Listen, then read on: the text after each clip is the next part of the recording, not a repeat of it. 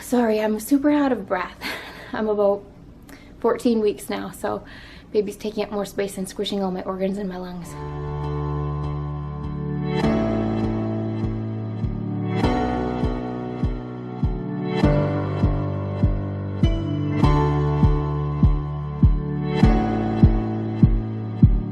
Hi guys, I figured I'd give you an update since my last video. I've been meaning to post, but it's been a little bit hard because I've been really stressed out. I was really stressed out after everything that happened with my mom and my grandma dying and totaling the car with Millie in it. So since then we've bought a different car for Dustin to drive to work so that I'm able to drive the van. There was a little while where he had to take the van to work, so that ended up where I had to miss a couple appointments, and that was pretty sucky. Then Dustin got a promotion, so we will officially be moving from Saskatchewan to Alberta, which means it's really important now to sell our house.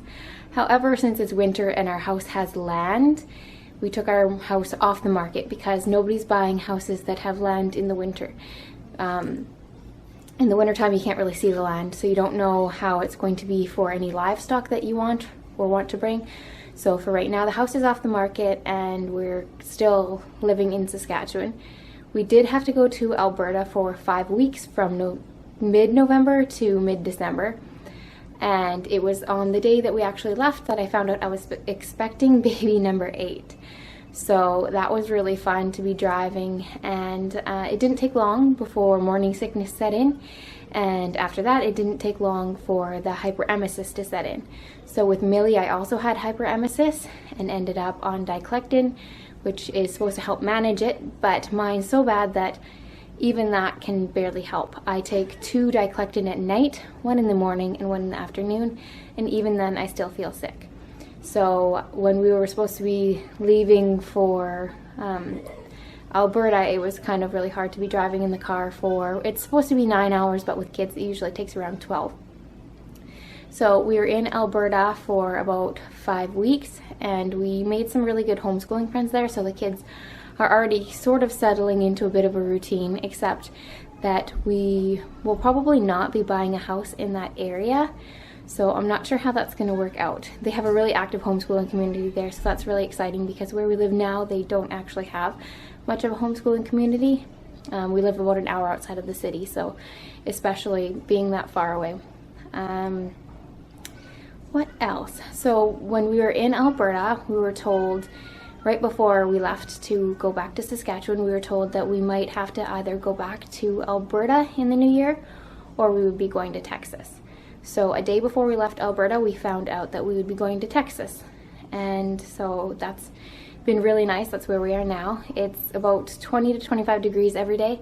And everyone back home is posting about how it's about -40 without wind chill. So I can't be happier to be down where it's warm and everything's not freezing. We also realized before we left Alberta that we had a couple days of vacation left and we were in a use it or lose it situation.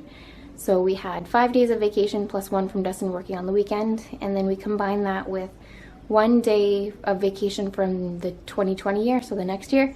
And we took that, and it was right around Christmas and right around New Year's, so we ended up having about 16 days off. Sorry, I'm super out of breath. I'm about 14 weeks now, so baby's taking up more space and squishing all my organs in my lungs. So we took those 16 days and decided to go down to Florida. We took the bus to camp in, basically. It's not really camp to live in. So when we drove, though, there were a couple things that we needed to finish before we left. So we left 2 days late, which is not unusual for us. That's pretty common. And then by the second day, it was not acting quite right. We had to run the generator, the batteries weren't charging, and then we were blowing smoke, so we had to figure out what was wrong. We bought a couple batteries from Walmart, and that solved kind of our charging issue, but we still had the smoke issue. So on Christmas Day, when we tried, we were staying overnight in a rest stop, which you actually can't do, apparently, in some places. So we were staying there. We stayed for about 6 hours and then got up to drive again. The only problem with that is the bus wouldn't start. So Dustin spent all of Christmas Day basically taking apart the bus and trying to figure out everything that was going on. We figured out that it was a couple seals, but since it was Christmas, we couldn't buy them. So we ended up just staying where we were, and the next day going out and buying the seals and replacing them. And then the bus actually did start. So that was really good. And we drove a little ways, but we were still blowing smoke. So we ended up just, instead of being able to stop and see all the places we wanted to, we had to drive straight down to Florida, and we found a place there where we had to end up replacing the turbo. So Dustin spent the better part of a week taking apart the back part of the bus and pulling out the turbo, which was really hard because it was in there for about 20 years and was pretty stuck. But he ended up being able to hit it loose, and there were a lot of people in the RV park that gave him or loaned him lots of tools to use to take it apart. And eventually we ended up being able to replace it just in time for us to be able to come over to Texas. So our vacation was not quite what we expected, but that's kind of how things always go with us. Now we have been in Texas for about a week and a half, and it's been pretty nice here. I'm a little intimidated by the roads. There's lots of toll roads, which we don't have in Canada. And so if you don't have a special sticker on your car, you can get in trouble. And we ended up spending basically all of our money on the tolls driving through Chicago, because in the US, a lot of the times when you drive on the roads, they kind of nickel and dime you. They'll be like $3 here, $5 there, and by the end of it, you've paid like $40 just to drive through the city. So, or not even through the city, it's on the outside of the city.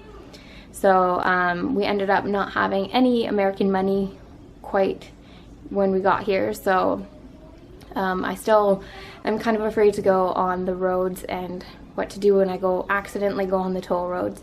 And they have overpasses that are stacked like 5 high, so that's really concerning to me as well. So I haven't really gone too far. When we lived here 2 years ago, when we were here for 2 months, we lived kind of on the outskirts, so I didn't actually have to drive on any of the highways. And there were just a couple places that I ended up knowing where to go within like the first week, so that was pretty nice. And I haven't quite figured that out here, so that will be kind of what I'll have to do, I guess, in the next week or so. We're here for 2 or 3 months. We're not really sure yet. It's kind of part of Dustin's job where we randomly get sent places and we don't really know when. We will be given a week's worth of notice that we are driving somewhere all the way across the country or in a different country, and we just kind of have to go with the flow. So right now we're staying in a hotel. I'm not really liking it because I prefer to have my own space in the bus, but we haven't been able to find an RV park that has good internet, and that's kind of important because I have been working part-time online, and without internet I can't do that. So the kids also aren't able to stream videos or things like that. And so if anybody knows of an RV park in Texas that has decent internet that doesn't like give out all the time, that would be great, because our hotel has been an issue all in itself. So when we got here, we thought it was really great. We usually stay at the Stay Bridge Suites, which are hotels that have breakfast, cooked breakfast every day of the week, and then 3 days a week it has dinner. So I found that really helpful when I was down here last time and pregnant with Millie, because it meant that I didn't have to cook the kids breakfast when I felt like throwing up all the time, and 3 days a week I didn't have to worry about dinner. So that's kind of why we like to stay wherever we go in North America. We stay at Stay Bridge Suites. So, and especially because it's covered by work, so that's a plus because they are quite expensive. But when we first got here, it was just little things began to pile up. We noticed that the shelves in the cupboards are all broken. The tap in the kitchen, the handle on it's kind of broken, so it's wobbly and doesn't necessarily stay on all the time. The office chair, which is where I need to sit and work, is broken. The handles are broken off of all the showers. The hot water works sometimes, but not all the time. And when we got here, the freezer in the fridge was kind of iced over a little bit, but I didn't think much of it because we just wanted to basically unpack so that Dustin could go to work the next day.